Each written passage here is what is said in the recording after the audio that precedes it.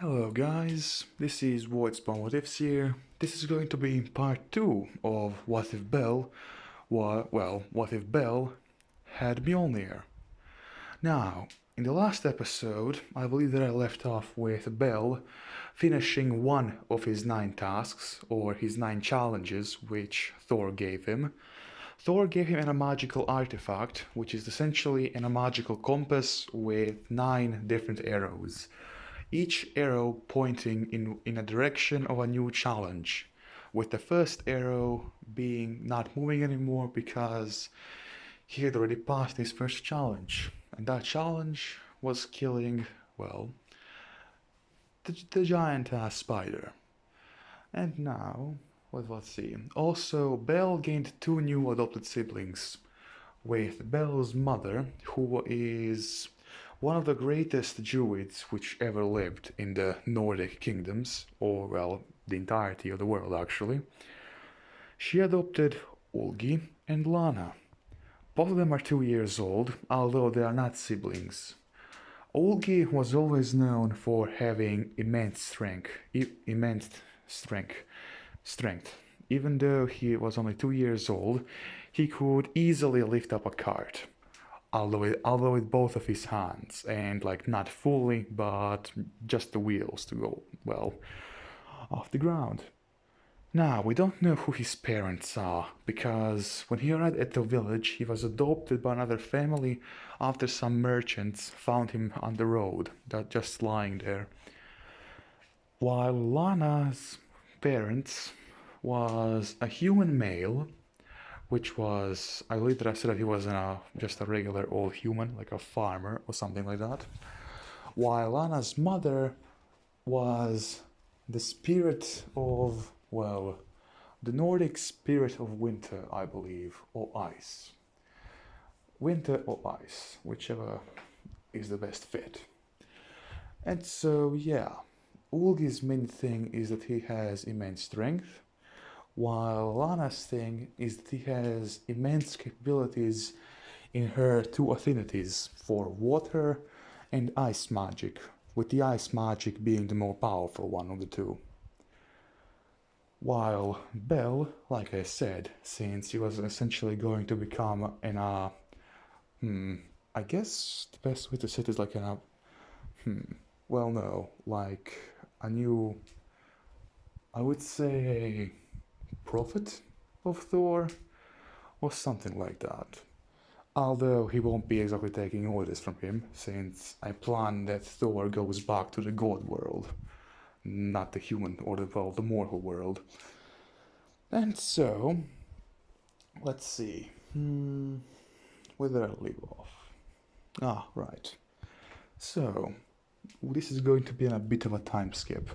Right after Bell went back home, and after he had a bit of a party, that is not, well, yeah, a celebration with his entire family and his new 2 brother and sister, with all of them essentially congratulating Bell for he was chosen by Thor himself. And yeah, this is going to be a time skip of, let's see, 4 years. Bell is currently 13.5 years old, while both his brother and sister are 6 years old. So, Ulgi has been training his strength along with Bell, with both of them, well, they said, doing the best training method, at least in the Nordic region, which is lifting up boulders 2 times their size, single-handedly pushing, how do you say it, balls to the ground with only using one of their hands, and that will be pretty much it. And if any of you guys are wondering, Ulgi's main weapons are going to be 2 war axes, although those won't be your regular axes, since both of those axes are actually 2-handed weapons. Although because of Ulgi's immense strength, he will just be able to, well, carry both of them in one of his hands. That is, carry each one in one of his hands. While Lana's main, well, if I should say, weapon, is going to be in a hybrid between a spear and a staff. So, yeah. But now, as the time skip goes on, Lana has been trained by Belle's mother on how to properly use her water magic, and her ice magic was taught by another sorcerer who was in the town, and a good friend of Belle's mother, actually. They are sort of related, but not fully by blood, since Belle's grandmother, had left Belle's grandfather, and Belle's grandfather, well, his daughter, Belle's mother, was with him, while Belle's grandmother went ahead and remarried. So essentially, the sorcerer which was helping Lana with her ice magic was Belle's half uncle, I guess, or just uncle.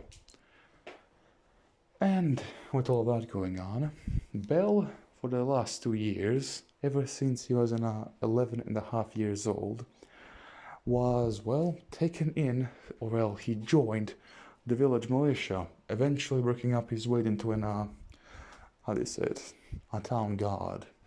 Although he isn't exactly sent to battles, at least not yet. He's more there for logistic support. So getting their weapons, carrying them food, polishing their weapons, and all of that. Although Bell was getting trained by two of his new mentors. First of his mentors was Olaf. He was a dwarven, well, blacksmith.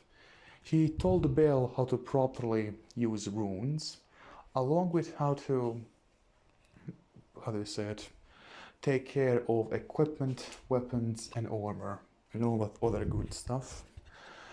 While Bell's second mentor, Saul, was a human swordmaster. Well, yeah, a swordmaster and the captain of the town's guard.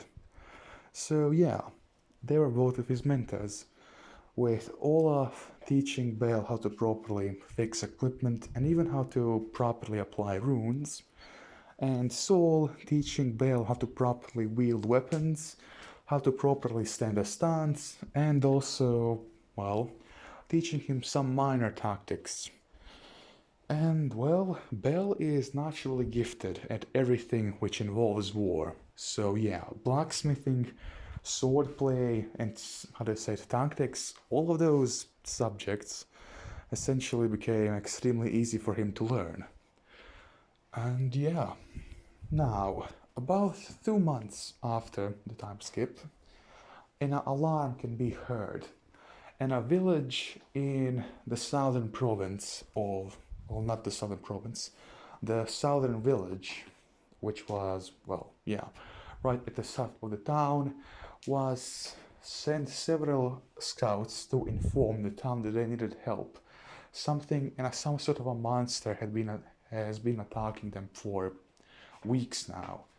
And as soon as they say that, Bell's compass, or his artifact, starts to shake, along with his second arrow spinning violently, then finally stopping to point south. Whatever the monster attacking the village was, Bell had to kill it. Now, Bell actually told that this artifact was given to him by Thor, to both Olaf and Saul. And well, at that point, Olaf saw that his artifact was moving, and he was the one who pointed that out to Bell. And after that, Saul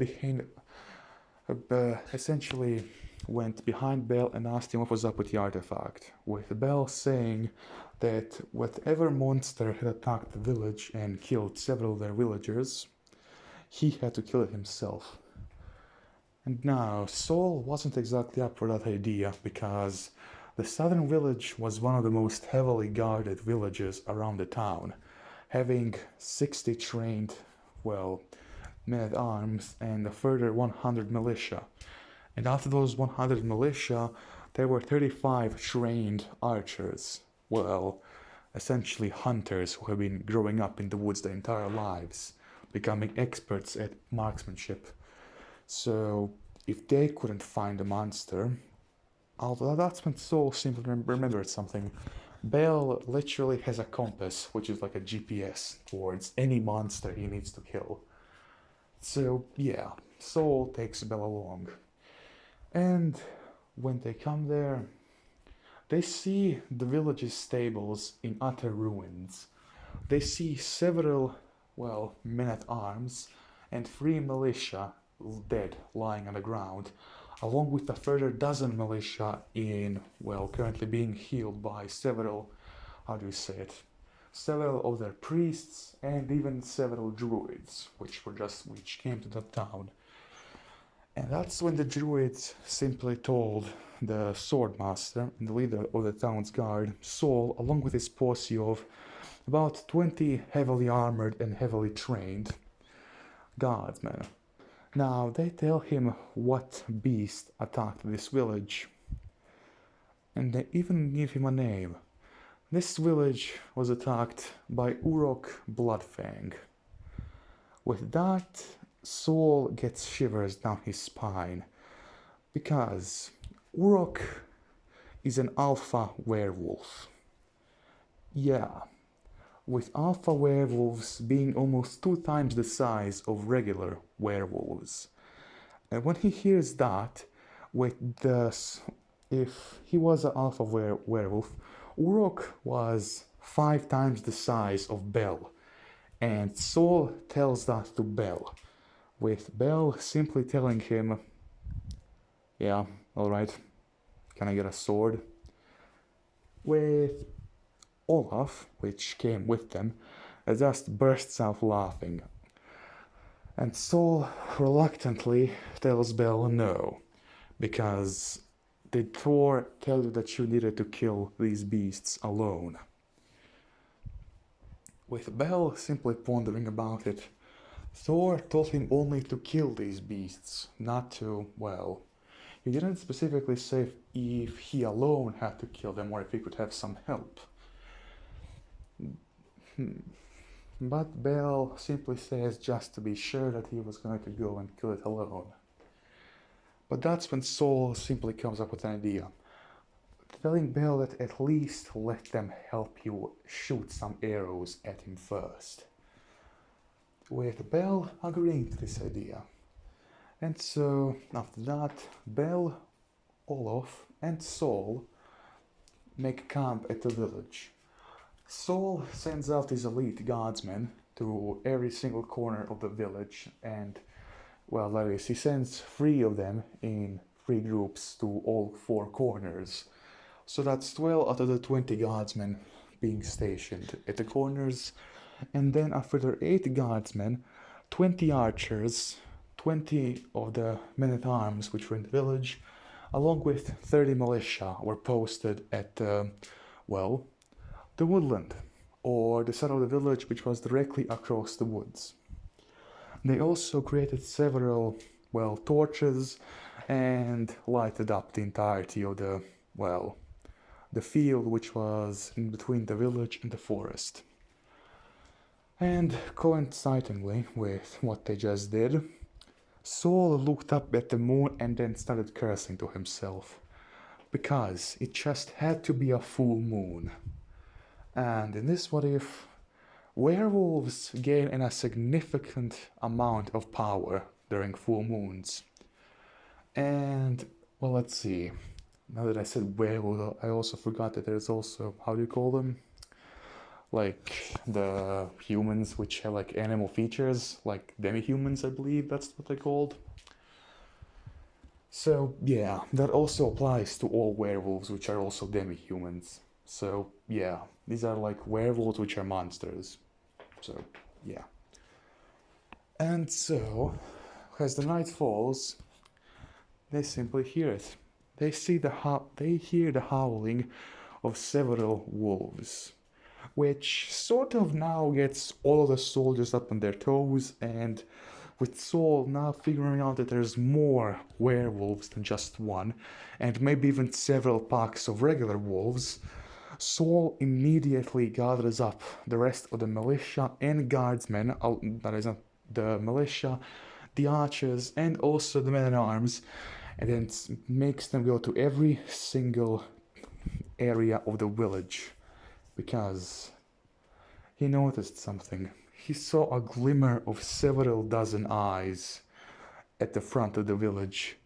That's when he saw several dozen at the other side, and the other side, and the other side. The village was surrounded by God knows how many wolves. And well, that's when they came out of the shadows onto the light of the torches. From what Saul could see, at least 50 wolves, 11 werewolves were surrounding them. So even though the humans did outnumber them, it wasn't by a lot. There were 61 werewolves and wolves, both combined, up against a force of 100 or give or take soldiers, with most of them being militia. So this wasn't exactly good for them. Along with the fact that the wolves were much faster than them, that the werewolves were at the same amount of power as a level rank or a rank 3 adventurer or a level 3 adventurer. So yeah, they weren't exactly easy to pick off, with Saul's level essentially being level 4. So yeah, he can take on several werewolves at once. Although taking on Urok alone. Urok Bloodfang was an alpha werewolf, and coinciding with that, he was at the power of a level 5 monster. So, yeah. Saul couldn't beat him alone. But that's why he has Bell right next to him. With even though Bell being 14 and a half years old, his current height is 6.7 feet. So yeah, although he was still smaller by 2 heads to Saul, which yeah, I'm essentially going to be making Bell a giant. So yeah, and although not a figurative giant, like just somebody who's going to be about, I'm gonna say 10 feet tall. That sounds good. And so, yeah, as Bell takes out his, preferred weapons, that being one sword and one warhammer, both of them being one-handed weapons, and Bell's armor isn't exactly like the one in the picture. He doesn't have any of the actually he does have the chainmail, and on top of the chainmail he has some sturdy leather armor, with his helmet being, how do you say it, not a metal, a metal plate helmet, and then beneath the helmet he had a chainmail mask going around his neck all the way to his hair. So he was fairly well protected against normal wolves, and maybe some less powerful werewolves. Against Urok, which can literally tear chainmail like it's, spiderwebs. It wasn't exactly going to be smooth sailing. But that's when they heard it. Running. Out of nowhere, just through one of the houses, gets completely destroyed, and Urok simply jumps into the fray. Saul is able to block one of his attacks, that being with Urok's arm, although the other 3 poor bastards, which were right around Saul, all died a horrific death, all having their intestines, essentially gouged out. It wasn't pretty. With Bell using this opportunity to actually go after, Urok, that is Urok's leg. Now, Urok is able to see him, but before he can land a clean hit on him, Saul comes in blocking with his heavy shield. And Saul is also a powerhouse of a man, so he, in one hand, he's carrying a magically enhanced, and also, he essentially carries a long sword. which is usually used in both hands. That sword has several runes on it, along with magically imbued power. And if you guys are wondering if Saul and all of the other guardsmen are a part of any sort of familia, well, they are. They're one of the last members of the Thor familia. Or, well, not exactly the Thor familia. They're more like an off-branch. Because, I'm going to put it like this. Prophets and sages of Thor can also make somebody into the Thor familia. Because, well, Thor was in hiding. Mainly because both Freya and Loki wanted his head on a pike. So it wasn't exactly good for him to be in the open. Along with the fact that most of the cities and bigger towns in the Nordic lands all had, well, how do you say it, churches or ritual places, now only being to Freya and Loki. Even Odin, the All-Father, was, well, a bit out of the picture. Although Odin was more powerful than both Freya and Loki, well, actually no, Odin was as powerful as Freya, but stronger than Loki. While Thor, being the god of lightning and all that, I also believe that he was the god of war in the Nordic mythos, but don't watch me on that. But so anyways, Thor's power could be that almost half of, well, that is not half of, he was almost at the same level of power as Freya. So yeah, although just like in the mythos, he can absolutely curve stomp Loki if he wanted to. The only problem was that Loki had several hundred more familia members. So it wasn't exactly going to be easy. But, well, I got a bit sidetracked about this one. But, so yeah, that's... And also, let's see, when a prophet or sage gives somebody or makes them enough familia, those people gain experience, well, how do I say this? They get experience much slower than any of the other, well, familia members. Or that is not familia members, but they get slower, how do you say it, experience, and they also get less powerful skills than if Thor was to bless them or make them part of his familia himself. But anyways, as Urok went ahead and tried to attack Bel, Saul had successfully blocked, with Bel imbuing his warhammer with lightning magic, and it actually gets a pretty good hit on Urok's leg, with Urok actually wimping a bit.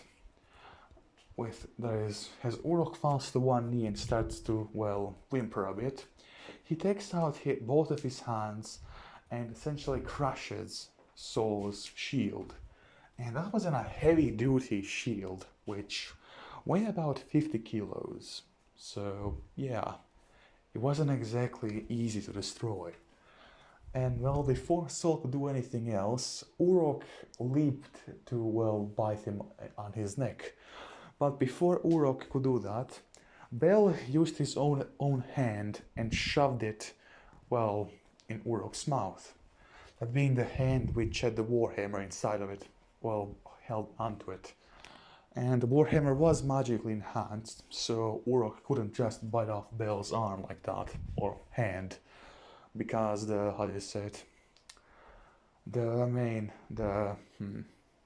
essentially the thing which the hand holds onto, which isn't like the main part of the warhammer, is stronger than its teeth. So yeah, Urok then lets go of Bel, but before Urok can go anywhere else, Bel is actually able to stab him in his stomach.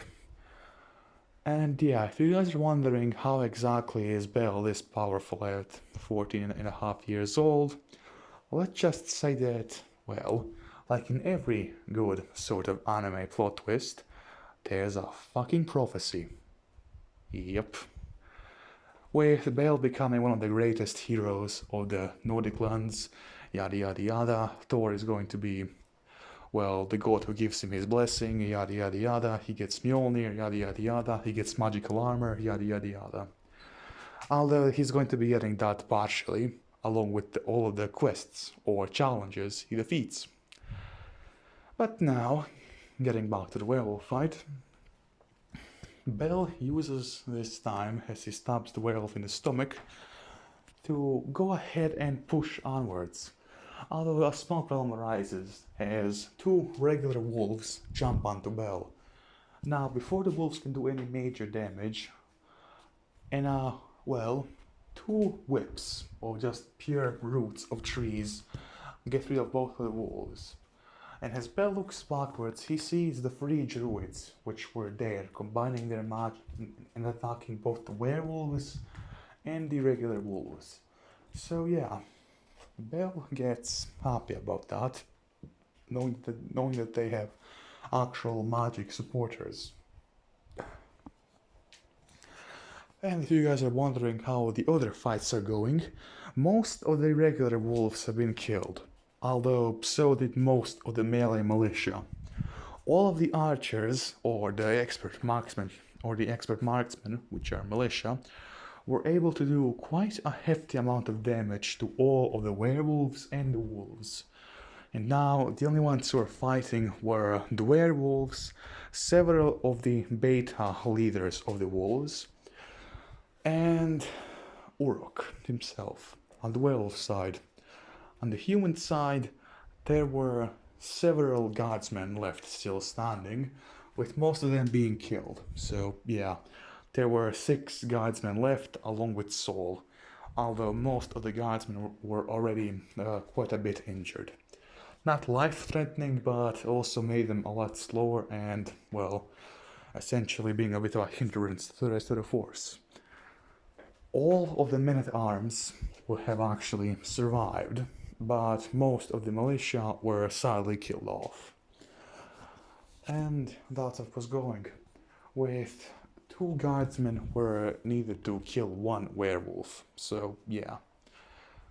Although it could also be done with 1 guardsman with a heavy-duty shield and several archers shooting at the werewolf. With one of the marksmen, which, let's say that she's a female wood elf. Yep. Let's call her Ishina. Yes, that's pretty good. So, Ishina essentially takes 3 arrows at once and starts shooting them in rapid succession at the werewolves. She's able to blind one of the werewolves, and I mean like completely blind it. Both of its eyes and its nose have an arrow inside of it. Although it still isn't dead, somehow it's still able to move. But that's when one of the guardsmen simply jumps above and hits the werewolf with his warhammer, bringing it down. So yeah, Ishina goes ahead and helps the other guardsmen, with the guardsmen now winning the battle and with most of the werewolves dead along with the wolves. The only one left is Urok, which is currently fighting against Saul and Bell. And if you guys are wondering where Olaf is also a member of the Thor, well, a member of the Thor familia. And this entire time he has been throwing out, how do you say it, protective spells, that being like wards of protection, wards of strength, ward of stamina, and all of that good stuff. Although he could not cast any healing magic. For that he had either runes which he could throw at someone, and like those runes were like extremely easy to break. Essentially like a rune the size of a pebble, although it had like the rune shape. And every single time he threw it at someone, the rune broke and it would heal that someone, or the soldier, or whoever. And so yeah, Olaf is essentially a supporting character, a support team member. He supports others. And now, as Saul and Bell were fighting against Urok, Urok is actually able to get a decent hit on Saul, with Saul now being put out of the fight because his main sword hand had been severely injured. And as Urok goes ahead and bites down, or tries to bite down on Saul's head, before he can do that, he gets a warhammer to his, how do you say it, upper jaw, essentially breaking it and twisting it off, and then a sword right through his throat. And yeah, both the warhammer and the swords are property of Bel, sponsored by Olaf. And yeah, as Urok falls down to the ground, still not dead, miraculously, he tries ahead and swipe at Bel, and he does succeed. Now, what this does to Bel is that he's able to gouge out one of his eyes and leave a permanent scar on his face. So yeah, Bel, the kid who killed an alpha werewolf at the age of 14 and a half, and who also lost an eye and now has a permanent scar on his face.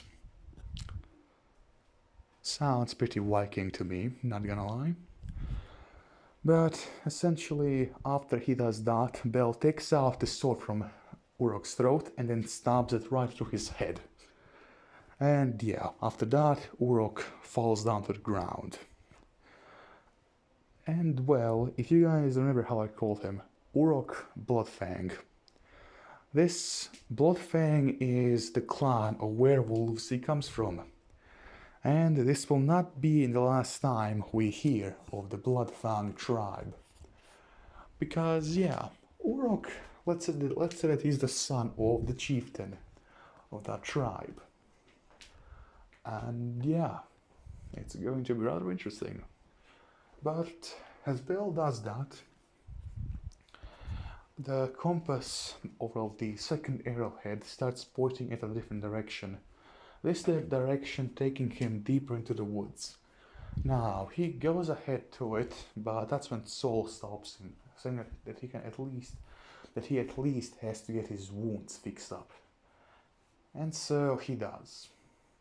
And well, when after his wounds get patched up along with his eye, Bel goes ahead to the woods, although he's stopped yet again by Saul and Olaf this time.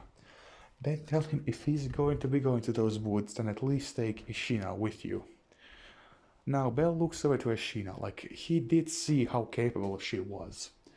And and Ishina and Bel essentially go together, both of them creating a party of two. And Ishina is, essentially a woodland ranger. She knows the forest around the village and the surrounding area, almost the entirety of the province. She knows it amazingly. And as they're walking, that's when Ishina simply tells Bel that she was mighty impressed with what he did there. Killing an alpha werewolf is no small feat. With Bel being happy to hear praise from her, and that's when Bel also praises her.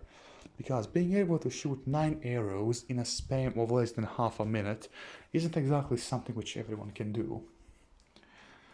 And that's when Ishina gets a bit, gloomy, shall I say. Bel asks her if he said something wrong. And that's when Ishina simply tells him that it's nothing. Although Bel knows that something is up here, since, he is not exactly dense. So he further, questions her, or how do you say it, pressures her to tell him what's wrong. And that's when Ishina simply tells him that the Empire, the same Empire which burnt, Bel's village and killed his father, the same Empire and even the same Lord went deeper into the forest and sacked a wood elf settlement. Something which isn't exactly often, since wood elves are usually either taller than most humans, have more magical capabilities than most humans, and are excellent rangers. And Bel does say all 3 of these facts, so he asks how exactly did their village get destroyed.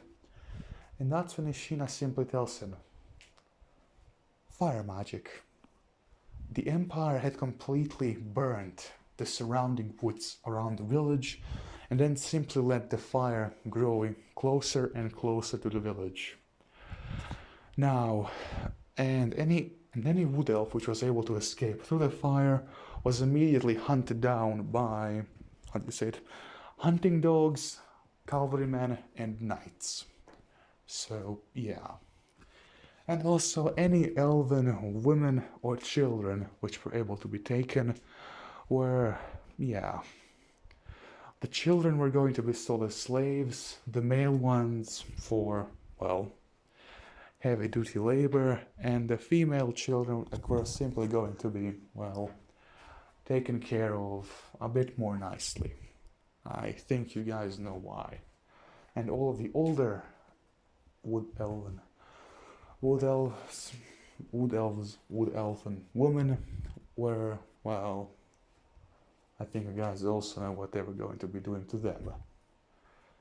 But yeah, all of them were sold as slaves. With Ishina was able to escape only through her father's help. And her father was, well, the elder of that village. And the way how he saved her was much in a way at how Belle's mother saved Belle and Lana and Ulgi. With her grandfather, that is, I think that I said father, but this is her grandfather, he was the elder. Her father and mother were sadly killed by the knights. But he put up in a stealth spell around her, making her seem like she was a part of the forest.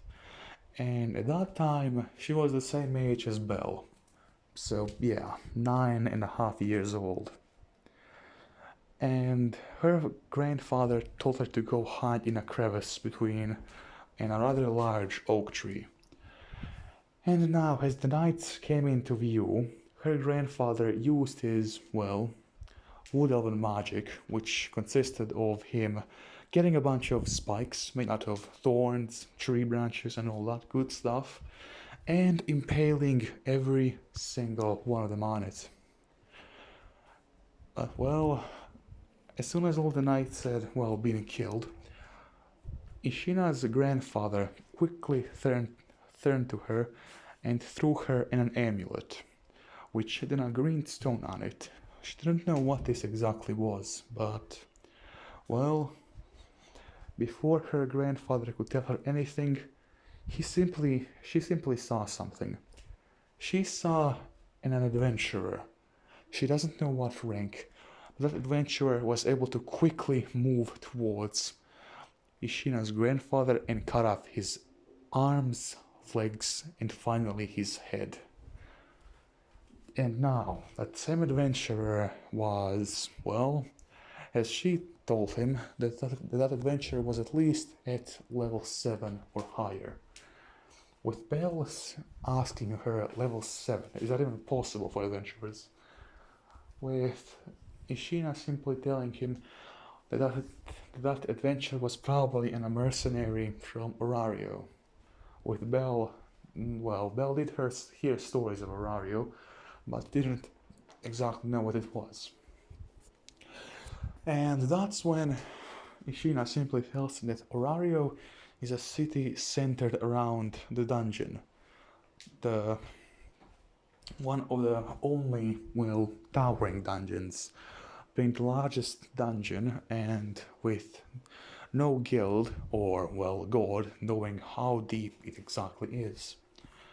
And anybody who goes there has a free reign on monsters, because monsters spawn there continuously. And yeah, that's when Belle understands what had happened. Although, as the mercenary or the adventurer turned around, he saw Ishina. He had a rather good sense of, he had rather good senses, so he immediately saw Ishina. But before he could stop her, the gigantic orc tree sprung to life along with the green emerald, along with a rune created into it, started glowing. Now, before the adventure could do anything, an ant, those being the ancient spirits of the, the woods. One of the ants simply curve stomps him with his hand. With she not knowing what happened, the ant simply grabs her, puts her on his back, and then starts running. And before any of the knights can really catch up to them, more woodland spirits come out of hiding, along with several spirit animals. Those being, how do you say it, magical beasts like wolves, deers, eagles, along with one dragon. So yeah, that dragon was the protector of this forest, along with the village. So yeah, the knights sort of fucked up, with the adventurer being completely and utterly decimated by the dragon alone, with the other spirits and, well, let's see how they're called. I believe they're called dryads, like the smaller wood spirits, or like the wood people, I believe. They went ahead and completely destroyed the rest of the entourage of knights. So, yeah, that was Ishidna's story. That's when Belle goes ahead and tells her that it's only fair if he tells her his own story. With Ishina now listening to him, he tells her that the same lord which had attacked her village also attacked his. Probably before he attacked yours, because when he attacked us, he had most of his army with him. And now he tells her what happened to his entire village.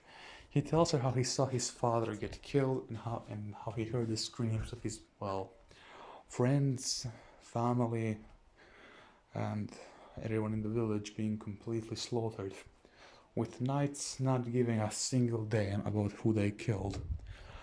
The knights killed everyone, although the regular soldiers, the men-at-arms and those, yeah, they didn't want to kill the women, and I think that you guys know why. He explains how his mother is one of the greatest dryads, though that is not dryads, druids, which ever lived, with Ishina being rather surprised by this. And, well, before Bell could finish his story, his artifact began to glow. Now, he had no clue what this meant, but that's when the ground beneath him began to shake. And, well, two different, how do you say it, underground areas in the ground opened up. One of them had Belle's name on it, while the other one had Ishidna's. Something which Belle wasn't expecting, because Ishidna wasn't even supposed to be coming with him, and that this was supposed to be challenges only meant for him. Although, as they entered inside of it, Belle and Ishidna had the opposite tests. Like, they could see each other through a crystal wall. But although Belle heard movement they said, in front of him, that's when he sees several skeleton archers, crossbowmen, and several, how do you call them? Essentially, guards who had short swords and big shields. So Belle was going up against that, and then a combination of 30 skeletons, with 10 of them having the shields and 20 of them having the bows and crossbows. While on Ishidna's end, she was going up against, 5 skeleton cavalrymen and 20 infantry. And if you guys are wondering what these sort of tests are, it goes right up against their disadvantages, with Belle being more of a close-range fighter than a long-range fighter. So he has to go up against, essentially, in a shield wall of skeleton Vikings and 20 other crossbowmen and bowmen at long range, while Ishidna is going to have to go into melee range of the swordsmen and the knights. So, yeah. Although both of them see that after that the crystal wall subsides and both of them see in a door. And weirdly enough, that door has two different keyholes, although they can't exactly see properly what it is. And before they can even properly say something to each other, arrows began to go around Bell, and a lance almost pierces Echidna. Echidna uses her bow to essentially, how do you say it, grab onto the skeleton's head and then twist it off, being able to completely, well, decimate that knight. As she jumps off of the skeletal horse, she takes her arrows and then just starts shooting at all the skeletons. She's able to take out 6 infantry before the rest of them come in close combat.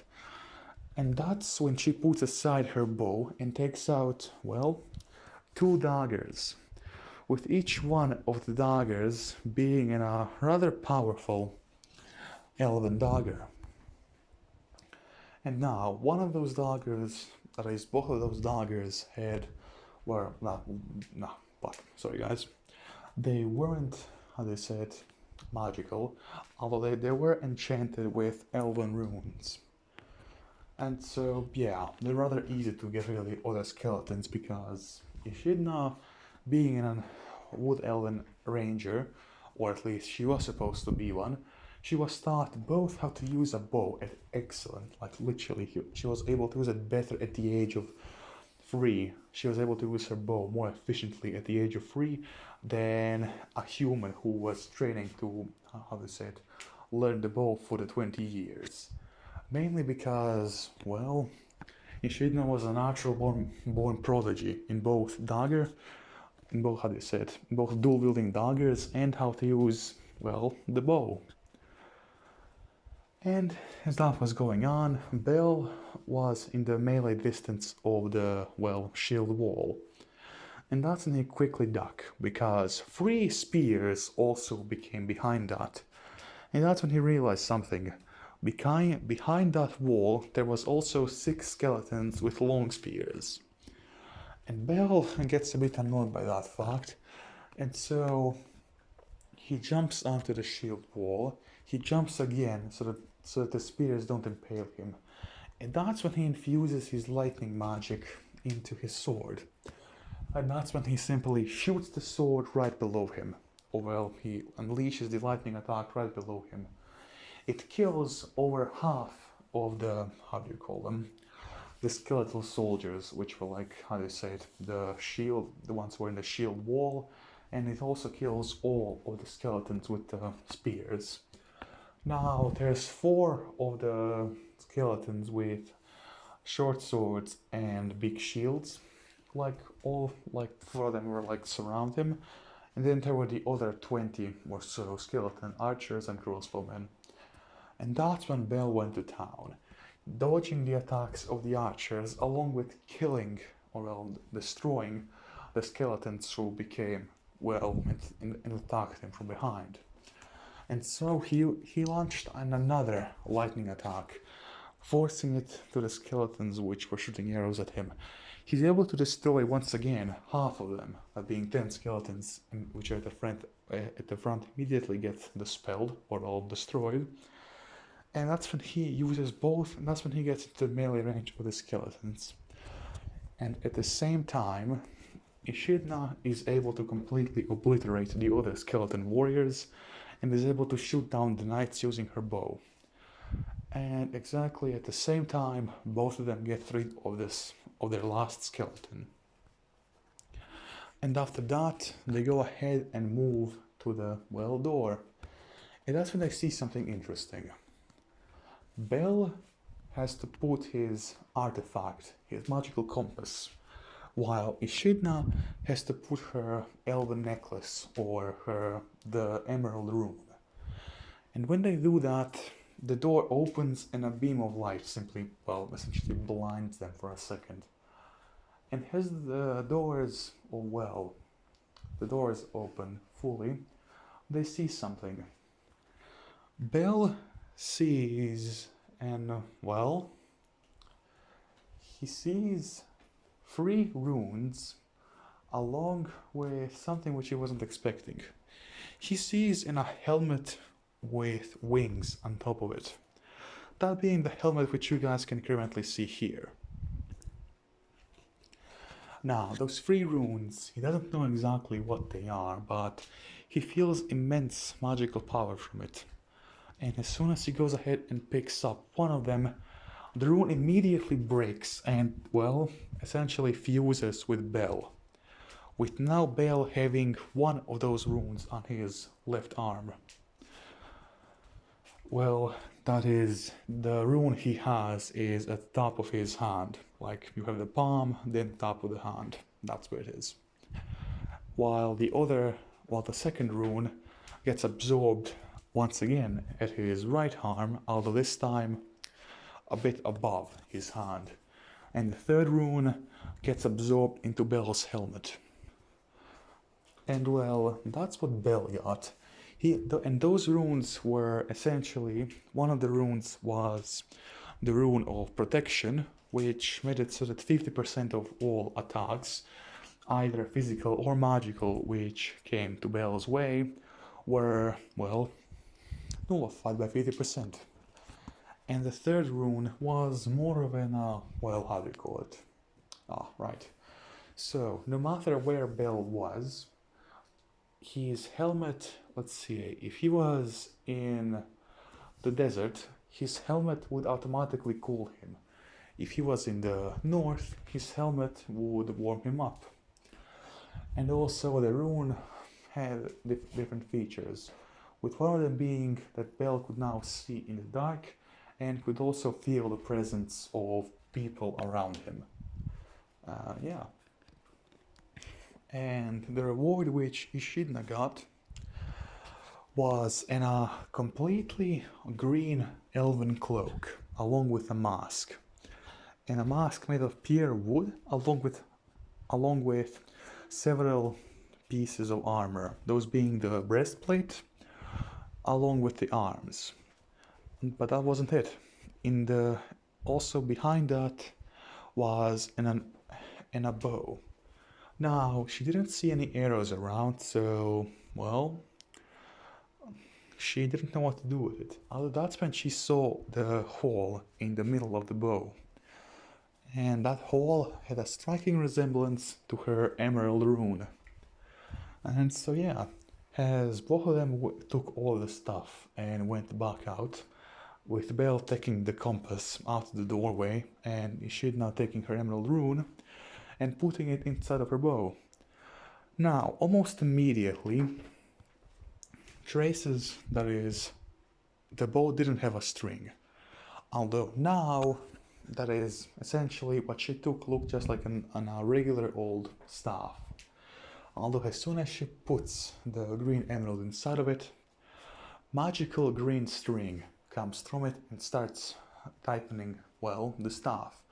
And now it looks like a proper bow. And the immense magical energy coming from the bow is even felt by Belle. And now, before they're able to get out, and a bear simply goes ahead and attacks Ishidna, with Belle going in front to try and protect from him. Ishidna uses her bow. The bow fires a magical arrow, with that arrow going straight through the bear. And I mean straight through, like as soon as it touched his head, it went exactly through him and didn't stop until it hit the wall. So yeah, the bear was killed in one shot by the bow, which surprised Belle. It surprised Ishidna, and well, yeah. And so, I believe this is going to be the end of this episode. In this episode, as I just said, Ishidna got her new bow, although she can transform it. So she can transform her bow either into a staff or into a bow, if any of you guys are wondering. In its staff form, she can use it to cast powerful nature magic, and also she can summon from, well, the ground, 2 dryads at max. And the dryads which she can summon aren't exactly the best, with both of them being level 2 at the perspective of adventurers. Although they were still nice to have for her main weakness, not being that she wasn't as good in close combat as with, well, range. And anyways, I hope that you guys enjoy this episode, and I hope that all of you have a wonderful day.